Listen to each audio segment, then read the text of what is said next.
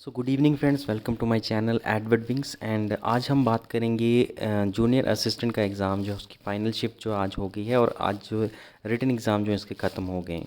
अब बच्चों के दिल में ये सवाल है, काफ़ी बच्चे पूछ भी रहे थे कि सेफ़ कट ऑफ जो है वो सेफ़ अटैम्प्ट हमारे कितने होंगे कि हम अपने आप को फाइनल सिलेक्शन लिस्ट के अंदर देख सकते हैं। एंड दूसरा है कि एक्सपेक्टेड कट ऑफ जो है ओवरऑल कितना रहने वाला है, या रिटन एग्ज़ाम के अंदर हमने कितने अच्छे मार्क्स लाने चाहिए हमें, ताकि हम फाइनल सिलेक्शन लिस्ट में अपने आप को वहाँ पर पा सकें। और एक चीज़ और हम जो ज़रूरी चीज़ देखेंगे कि जो आपका स्किल टेस्ट का एग्ज़ाम था, यानी टाइपिंग टेस्ट का जो एग्ज़ाम था, तो वो 20 नंबर का जो एग्ज़ाम था, उस 20 नंबर में आपको जो है कितने नंबर जो हैं वो कैसे मिलने वाले हैं। तो उन नंबरों की कैलकुलेशन कैसे करनी है। जो आपके स्किल टेस्ट के थे 20 में से आपको कितने नंबर मिलेंगे डिपेंडिंग अपॉन कि आपने कितनी स्पीड निकाली है, उस तरीके को भी हम देखेंगे। तो इन सब चीज़ों को डिस्कस करेंगे। तो आइए स्टार्ट करते हैं वीडियो। सबसे पहले ब्रेकअप पोस्टों का देख लो।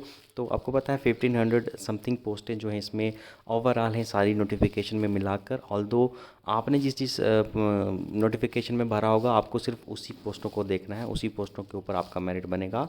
अगर आपने सारी नोटिफिकेशन के अंदर भरा है तो ये ब्रेकअप जो है ये आप सबके लिए होगा, ठीक है। तो टोटल 1500 कुछ पोस्ट हैं, जिसमें आप देख सकते हो लगभग ओपन की 50% रहती हैं। आपको पता है 746 ओपन की पोस्टें हैं, एंड बाकी अलग अलग कैटेगरीज़ की पोस्टें जो है वो यहाँ पर आप देख सकते हैं, जिस भी कैटेगरी से आप बिलोंग करते हैं। उसके बाद जो टाइपिंग टेस्ट में आपकी कैसी कैलकुलेशन होगी मार्क्स की, तो आपको पता है कि 20 नंबर का जो है टाइपिंग टेस्ट था टोटल। और 20 नंबर पूरे किसको मिलेंगे, जिसकी 100 वर्ड पर मिनट की स्पीड निकली होगी। तो जिस बच्चे ने 100 वर्ड पर मिनट की टाइपिंग स्पीड निकाली होगी या इससे ज़्यादा निकाली होगी, उसको पूरे 20 नंबर मिलेंगे। बाकी उसके अलावा जिन्होंने 90 की स्पीड निकाली होगी उनको 18 नंबर मिलेंगे, जिन्होंने 80 की स्पीड निकाली है उनको 16 मिलेंगे।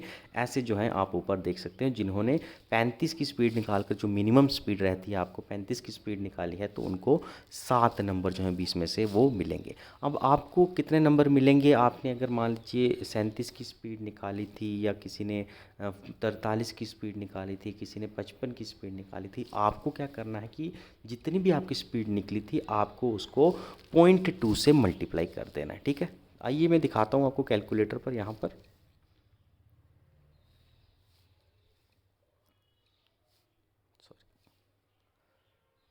ये देखिए कैलकुलेटर है। यहाँ पर मान लीजिए आपकी 35 की स्पीड निकली है, तो 35 की स्पीड आपको 0.2 से मल्टीप्लाई करनी है, और आपको पता चल जाएगा आपको यहाँ पर 7 नंबर जो हैं इस 20 में से मिल रहे हैं, ठीक है। हर जगह पर तरीका अलग होता है। जहाँ पर टाइपिंग टेस्ट के मार्क्स ज़्यादा होते हैं वहाँ पर थोड़ा अलग तरीका लगता है। यहाँ पर 20 नंबर का टाइपिंग टेस्ट है, तो उसके हिसाब से मैं बता रहा हूँ कि 0.2 के साथ हमें मल्टीप्लाई करना है। अगर मान लीजिए आपने 55 की स्पीड निकाली थी, तो 55 की स्पीड में आपको कितने मार्क्स मिलने वाले हैं, तो 55 को कर देना है आपने मल्टीप्लाई 0.2 से, तो आपको 11 नंबर जो हैं यानी 55 में मिलने वाले हैं, ठीक है। तो इस तरह से जितनी भी स्पीड आपकी निकली है, आपको पता है, आप हर किसी को पता है मेरी कितनी स्पीड वहाँ पर निकली थी, तो आपको 0.2 से उसको मल्टीप्लाई करना है, तो आपको पता चल जाएगा कि 20 में से आपको कितने मार्क्स मिल रहे हैं, ठीक है। तो इस तरह से आप स्किल टेस्ट के कितने नंबर आपके बन रहे हैं वो कैलकुलेट कर सकते हैं। अब कट ऑफ की बात करते हैं। हर एक सेक्शन को आराम से देखते हैं, कितने सेफ अटैम्प्ट जो हैं आपके हर एक सेक्शन में होने चाहिए, रिटन एग्ज़ाम में आपके कितने कट ऑफ रहने वाला है, और ओवरऑल आपका स्किल टेस्ट और रिटन को मिलाकर कितना कट ऑफ रहेगा, ये भी हम अच्छे से डिस्कस करेंगे, ठीक है। सबसे पहले जीएस की बात करें। 20 नंबर की 4 पोस्टें थी, टोटल 80 नंबर आपके थे। 20 नंबर की जीएस थी, 20 नंबर का कंप्यूटर था, 20 नंबर की आपकी इंग्लिश, और 20 नंबर का आपका रीजनिंग और मैथ कंबाइन था, ठीक है। जीएस की बात करें तो लेवल जो है इजी टू मॉडरेट लेवल की जीएस आपको आई हुई थी। 20 क्वेश्चन में से 5 से 6 क्वेश्चन हर शिफ्ट में थे कि बहुत ज़्यादा टफ थे। बाकी 13 से 14 क्वेश्चन जो थे वो आसान ही थे या मॉडरेट लेवल के थे। तो ओवरऑल अगर आप देखोगे लेवल क्या था जीएस का, तो इजी टू मॉडरेट लेवल रहेगा। सेफ़ अटैम्प्ट की बात करें या सेफ़ मार्क्स की बात करें, तो अगर आप आउट ऑफ 20 जीएस में आप 12 या 12 प्लस ला रहे हैं, तो आपकी 100% गारंटी है कि आपकी सिलेक्शन जो है वो फाइनलिस्ट में हो जाएगी, ठीक है। इससे थोड़ा कम भी जा सकता है, 10-11 भी अगर आप ले रहे हैं तो वो भी अच्छा स्कोर है। लेकिन हम कहते हैं श्योरिटी वाला नंबर अगर आप देखोगे, तो 20 में से अगर आप 12 या 12 प्लस ला रहे हैं जीएस में, तो आपकी बहुत ज़्यादा श्योरिटी है कि आप फाइनलिस्ट में आपको खुद को वहाँ पर देख सकते हैं, ठीक है। नेक्स्ट इंग्लिश की बात करें तो इंग्लिश को कहते हैं कि अनसर्टेनिटीज़ का कुआं जो है इंग्लिश को माना जाता है। यानी इंग्लिश में एक ऐसी अनसर्टेनिटी रहती है कि आप एग्ज़ाम देकर आए होते हैं, आपने पूरे क्वेश्चन अटैम्प्ट किए होते हैं, फिर भी कई बार होता है कि आपको 2 या 3 नंबर ही मिल पाते हैं। और कई बार आपने पूरा अटैम्प्ट करके भी अगर आपको नहीं लग रहा है कि सही नहीं है तो तब भी आपको अच्छे नंबर मिल जाते हैं। तो आपको सर्टेन नहीं, यानी आपको क्लियर नहीं है कि कितने नंबर इंग्लिश में आ सकते हैं या नहीं। तो उस हिसाब से देखें तो लेवल इंग्लिश का भी मॉडरेट, इजी टू मॉडरेट ही रहा था, इतना ज़्यादा टफ इंग्लिश नहीं आई हुई थी। और इंग्लिश की अनसर्टिनिटी को देखते हुए अगर हम देखें, जो भी बच्चा 10 नंबर ला रहा है इंग्लिश में, 20 में से 10 नंबर या 10 से ज़्यादा नंबर ला रहा है, वो बहुत अच्छा स्कोर इंग्लिश में कर रहा है और वो अपने आप को ज़रूर फाइनलिस्ट में आता हुआ देखेगा। उसके बाद आगे मैथ और रीजनिंग की बात करें, 20 नंबर की मैथ और रीजनिंग थी। मैथ और रीजनिंग में आपको पता है रीजनिंग में बहुत अच्छा स्कोर करते हैं बच्चे, 10 में से 8 नंबर भी, 8 या 9 नंबर, इवन 10 नंबर भी बच्चे जो है पूरे ले जाते हैं। लेकिन 8 नंबर भी रीजनिंग में अगर आप देखो, 8 नंबर आपके होने चाहिए।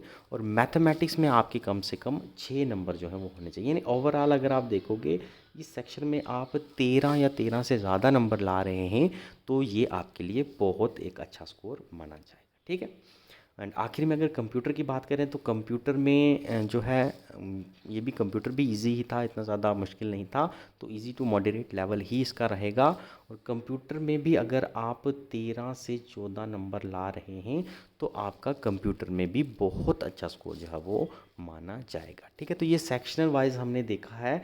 अब हम देखते हैं कि आपका रिटन एग्ज़ाम में सबसे पहले 80 नंबर का जो रिटन एग्ज़ाम था उसमें आपका जो है कितना अच्छा स्कोर रहने वाला है। ठीक है।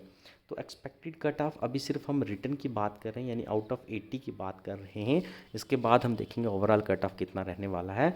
तो ओएम की बात करें, ओएम यानी ओपन मेरिट की बात करें तो 80 में से जो बच्चा 50 से लेकर 54 नंबर ला रहा है चारों सेक्शनों को मिलाकर, क्योंकि नंबर ऑफ पोस्ट 746 है यहाँ पर, तो अगर 50 या 50 से 54 के बीच में अगर ओपन मेरिट का बच्चा अपने आप मार्क्स ला रहा है आउट ऑफ 80, तो वो वेरी मच श्योर होना चाहिए कि उसका नंबर जो है वो फाइनलिस्ट में आ जाएगा। ठीक है। इसी तरह ईडब्ल्यूएस एंड आरबीए की बात करें तो सीटें काफ़ी ज़्यादा इसमें रहती हैं। सब कैटेगरीज़ के मुकाबले अगर आप देखोगे तो ईडब्ल्यूएस एंड आरबीए की सीटें ज़्यादा हैं, 10% कोटा रहता है।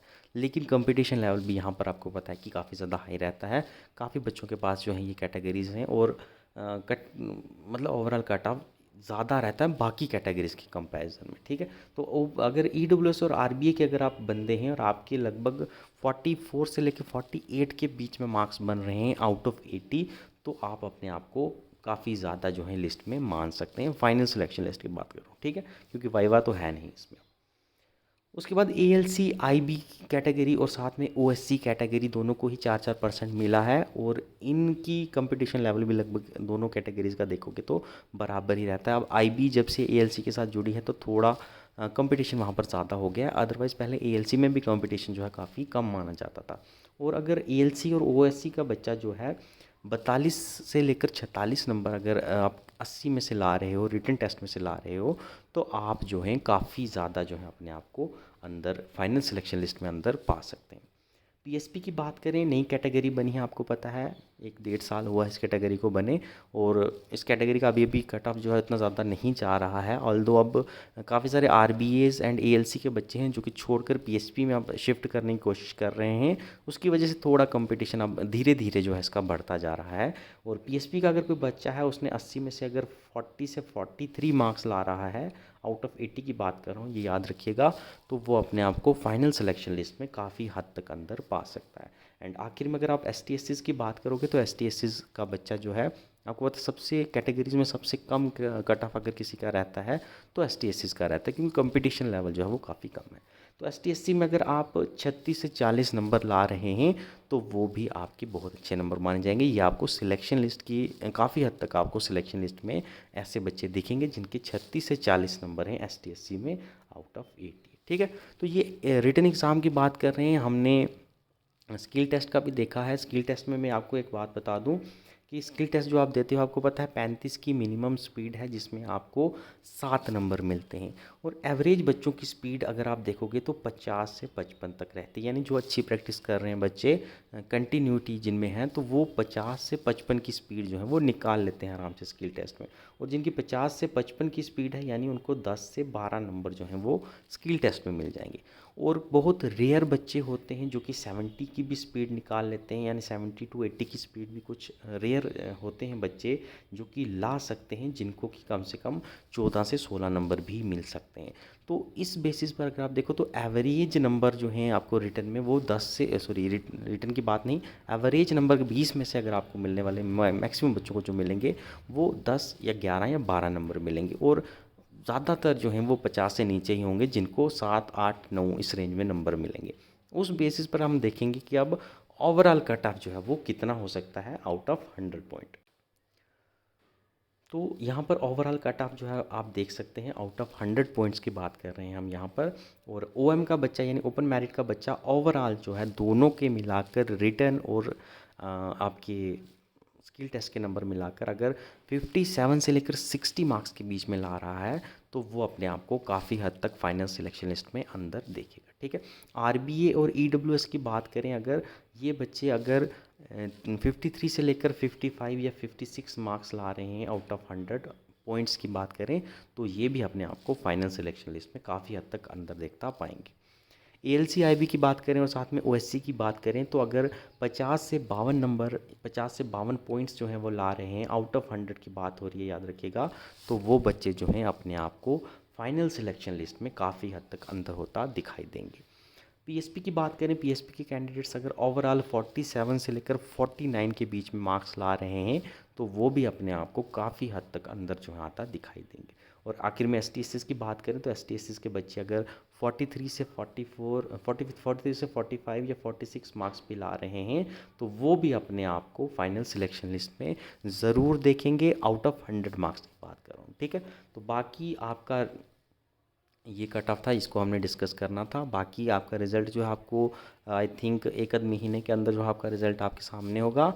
और यही सेम कट ऑफ जो है वो लगभग आपको वहाँ पर देखने को मिलेगा, क्योंकि नंबर ऑफ़ सीट्स जो हैं वो काफ़ी ज़्यादा हैं एज़ कम्पेयर। पहले फॉर्म निकलते थे 30-40 सीटें होती थी टोटल, उसके ऊपर हज़ारों बच्चे होते थे।